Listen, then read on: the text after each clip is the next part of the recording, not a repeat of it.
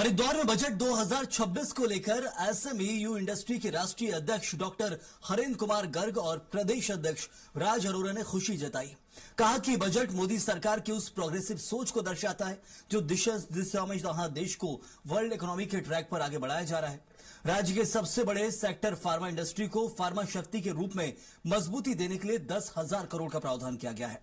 तो वहीं आयुष सेक्टर को बढ़ावा देने और फार्मेसी से जोड़ने के लिए भी बजट में विशेष प्रावधान किए गए हैं। माइक्रो और स्मॉल इंडस्ट्री के लिए किए गए रोजगार सृजन की दिशा में बड़ा कदम बताया। गर्ग ने कहा कि टैक्स सरलीकरण और उद्योग अनुकूल नीतियों से उत्तराखंड समेत पूरे देश के उद्यमियों को सीधा लाभ मिलेगा। निश्चित रूप से बजट मोदी सरकार का जो प्रोग्रेशन है, जिस दिशा में वो चल रही है सरकार वर्ल्ड इकोनॉमी के मैप पर, उसी दिशा में ये कदम उठाए गए हैं।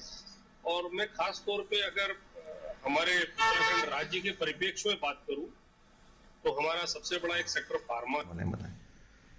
देखिए, ये जो बजट अभी सरकार द्वारा प्रस्तुत किया गया है, ये सरकार का जो विजन है 2047 में विकसित भारत, उसको ध्यान में रखकर ये बजट प्रस्तुत किया गया है।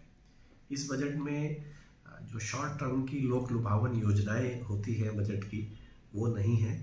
और जो दीर्घकालीन जो एडवांटेज हो सकते हैं, लाभ हो सकते हैं इंडस्ट्रीज के लिए और इस विकसित भारत के लिए, उन्हीं प्रावधान को इसमें उस ध्यान में रख के किया गया है।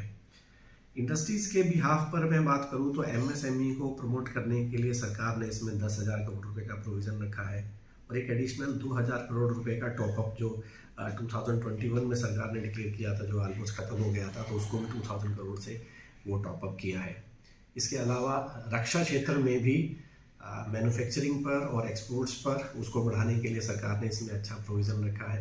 इंफ्रास्ट्रक्चर पर, फ्रेट कॉरिडोर बनाने पर, रेलवे कॉरिडोर बनाने पर और वाटर कॉरिडोर, जल मार्गों को भी का भी कॉरिडोर बनाने के लिए इसमें इस बार ये प्रोविज़न रखा गया है।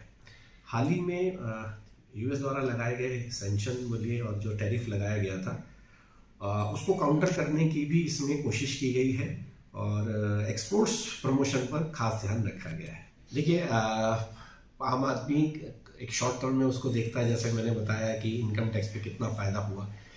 ये काफ़ी बेनिफिट लास्ट ईयर दिए गए थे। हर वर्ष ये बेनिफिट देना संभव नहीं है, लेकिन जैसा हम देखते हैं कि लगातार टैक्सेशन, ओवरऑल जो टैक्सेशन होता है आम आदमी पर, उसको कम किया जा रहा है। चाहे वो जीएसटी की फॉर्म में है, चीज़ें सस्ती हुई हैं पहले से, पेट्रोल प्राइसेस स्टेबल है और एक्सपोर्ट्स प्रमोशन जो है जब होगा और जो बिजनेस बढ़ेगा ओवरऑल, जैसा कि हम सभी जानते हैं पिछले कुछ सालों से हमारा जो जीडीपी है वो ग्रोथ 7% से पे हम लोगों ने उसको मेंटेन किया हुआ है। तो ये बहुत अच्छी बात है। पूरे विश्व में आप अगर बाकी देशों से कंपेयर करें तो ये ऑलमोस्ट सबसे ज़्यादा है।